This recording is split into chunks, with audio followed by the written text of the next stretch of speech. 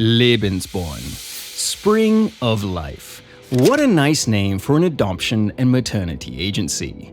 Welcome to the Spring of Life. But wait, let's try it in its native tongue. Herzlichen Willkommen zum Lebensborn. Still not bad, but let's make it official by adding the compulsory ending. Heil Hitler! The Lebensborn was indeed an adoption and maternity agency, and it did take care of mothers and their children whether they wanted to keep them themselves or put the children up for adoption. The Lebensborn was also kind enough to take in foreign children as well. We say kind sarcastically because, as you can imagine, with almost anything having to do with the Nazis, there was something sinister behind the adoption of foreign children. Actually, they were not so much adopted as kidnapped and given to German couples who wanted a child but were not able to conceive. One other thing, the expectant or soon-to-be expectant mothers to be taken in or looked after by the Lebensborn could only be one thing: of 100% pure German ancestry with what Hitler and the Nazi leadership believed were the perfect Aryan appearance and body type. That is, a body type that would allow easier childbirth. The Lebensborn was the idea of SS chief Heinrich Himmler, the man ultimately in charge of the Holocaust. Welcome to A Day in History. Today we're going to tell you about yet another dark chapter of Nazi rule in Germany in the 1930s and 40s. Take a good look at the top Nazi leadership: Hitler, Göring, Himmler, and Goebbels. Now, Göring was a good-looking young man, but by the time he came to power as Hitler's number 2 man, he was a fat morphine addict. Hitler was kind of short with bad teeth, slightly bulging eyes, and sallow skin. Himmler was extremely nearsighted with somewhat Asian-appearing eyes and almost no chin.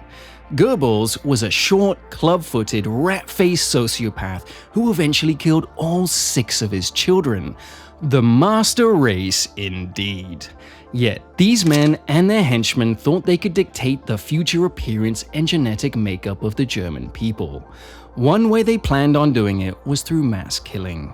Another way was through selective breeding, and that's where the Lebensborn comes in. The Lebensborn began in 1935, the same year that the Nazis passed their anti-Semitic Nuremberg Laws. By 1935, Hitler and Himmler felt strong enough in their position in Germany to begin what would eventually end in the murder of 6 million Jews and 5 million other people in the Holocaust. Historians still debate whether or not Hitler and Himmler actually began this process with the idea of killing millions of people, but we do know that at the very least they wanted to remove all un-German people from the lands that Germany controlled, or would control throughout the war. If you are a racial eugenicist, someone who believes that unwanted traits can be scientifically or criminally removed or bred out of a population, it's only logical that you would encourage the reproduction of the people you wanted. Officially, Lebensborn focused on 3 things: providing a healthy and safe environment for healthy Aryan mothers, placing children with childless German couples if the mother could not care for them, and canvassing the countries Germany conquered during the war. The unofficial part is where most people stop learning. Since the end of the war, the Lebensborn has been called the Nazi breeding program, and that's true to an extent, but not to the extent that the salacious Nazi porn of the 1950s and 60s would have you believe. Yes, Nazi porn was a thing. Look up Ilse, she-wolf of the SS. Well, wait, and there was much, much worse in print. But we can't tell you about that because this video will be demonetized. Did the Nazis encourage racially superior women to reproduce with the men of the SS and the Nazi leadership? Yes, it did. But the Lebensborn was not a brothel where men picked a partner, had sex with them or many others, then left, hoping to have made a contribution to the perfect Nazi society to come. No, Lebensborn wasn't a breeding farm, and no one forced German, unwed, blonde-haired, blue-eyed German women to get pregnant. But No woman got into any of the 10 Lebensborn homes in Germany without proving she and the father were 100% German or Germanic. Unwed mothers who did not know the father's ancestry were not taken in. You also need to remember that by 1935, and of course later, the German people had been bombarded with racist propaganda for years. To the German people as a whole, and to women in particular, this propaganda focused on two things: the joy of motherhood and the evils of race mixing, being a race traitor or committing Rassenschande, racial shame by having relations with a Jewish person. The Aryan woman and German Jewish man in the photo were accused of having sexual relations.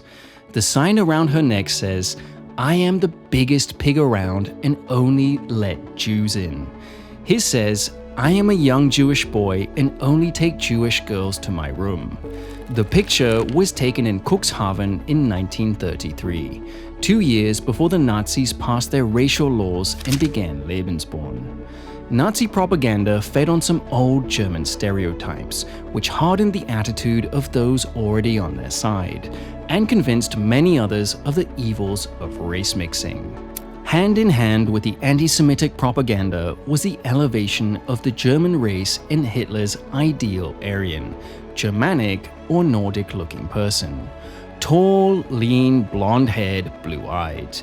Now, blondes didn't make up even half of the German population, but in Hitler's and Himmler's future world, most Germans would look like the propaganda posters for the Hitler Youth and the League of German Girls, or Bund Deutsche Mädel, or BDM. In 1936, a huge scandal rocked Germany. At the time, German racial laws and Himmler's ideas of repopulating Germany were just being introduced. And to a large degree, at least in the countryside, most Germans were pretty conservative and conventional in their attitudes towards sex and having children out of wedlock. The scandal involved about 900 girls and young women who attended the 1936 Nazi Party rally in Nuremberg. Of the thousands of BDM girls who attended the rally, 900 became pregnant while attending it. In many cases, the relations were consensual and between young men and women close in age, but many were not. Much older party officials and a large number of Hitler Youth forced or coerced the girls into sexual relations. All 900 girls were forced to have abortions, and the party did its best to cover the story up or downplay it. It's a sign of the times that none of the perpetrators were brought to court, but a new nickname for the BDM began to circulate: Bund Deutsche Matratzen, the League of German Mattresses. Had that scandal happened even 2 years later, it's likely that those girls and young women would have been forced or allowed to, in the case of girls who wanted their children, to give birth. For by that time, and surely by 1941 when the war was in full swing, Himmler had given up all pretense of caring about traditional German values and encouraged women and girls who could to have children for the fatherland.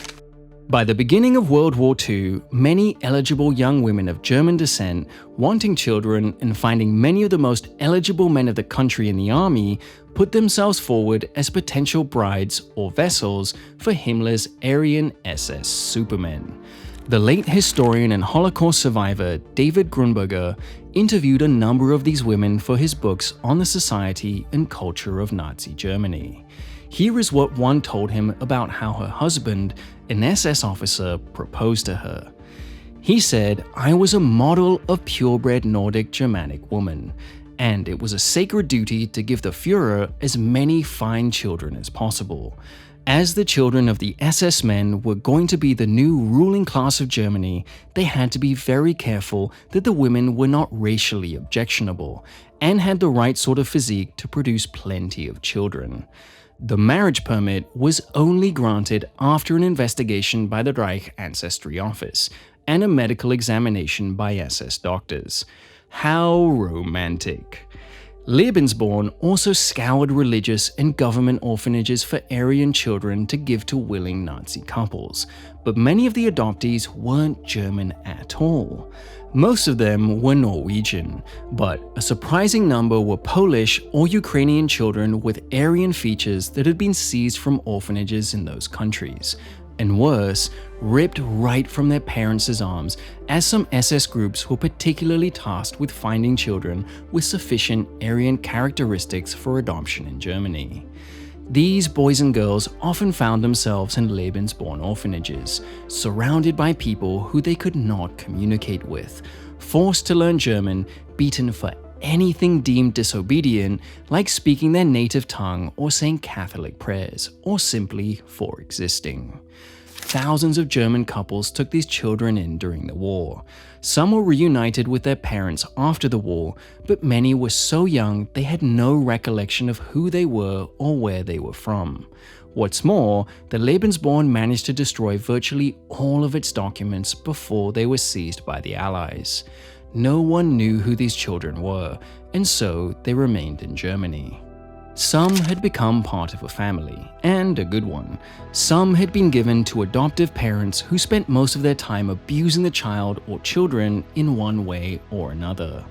Others who were deemed too difficult or refusing to be German were returned to the Lebensborn. SS, surviving Lebensborn records, and witness accounts all tell a horrific story about the many children who refused to become what they were not. They were sent to the camps. There were 10 Lebensborn facilities in Germany, 9 in Norway, 2 in Austria, and 1 each in Belgium, Holland, Denmark, and France, all home to what Hitler deemed to be Germanic nations. Norway was considered the prize for Nazi eugenicists. It was believed that most of the people living there were still pure Aryans, and that the union of an SS man and a Norwegian woman would bring forth a member of a generation of Germanic supermen. Though most people in Norway were decidedly anti-Nazi and anti-German, there was a considerable number of collaborators in the country. We don't hear the words as frequently now, but in the US and England for years after the war, traitors were often referred to as quislings, the word being the last name of the most infamous Norwegian Nazi, Vidkun Quisling. The girls of many Norwegian Nazi officials became pregnant by SS men, some of them Norwegian, most of them German. Most times there was no marriage, but the women got benefits from Lebensborn, both financially and medically. But in the end, both mother and child spent much of their future being ostracized for what they had done, in the case of the mothers, or what they were in the case of the children. In 2006, a number of Lebensborn children got together in Germany to share stories, gather information, and to be with the only people on Earth that could truly understand their experiences. One Norwegian woman told of being called the SS bastard her whole life, even by teachers. Many did not know who their fathers were. Their mothers, out of shame or a desire to protect their child, refused to tell them their dad was a member of the SS. Many of the children had spent much of their young lives concocting fantasies about their fathers that were so elaborate they bore no resemblance to reality, until they finally believed the lies they told themselves out of a desire to protect their own egos and their own children from the horrible, nagging question: was my father a war criminal? Thank you for joining us today. We hope you keep coming back for more of our coverage of these unusual topics, and please like and subscribe to our channel.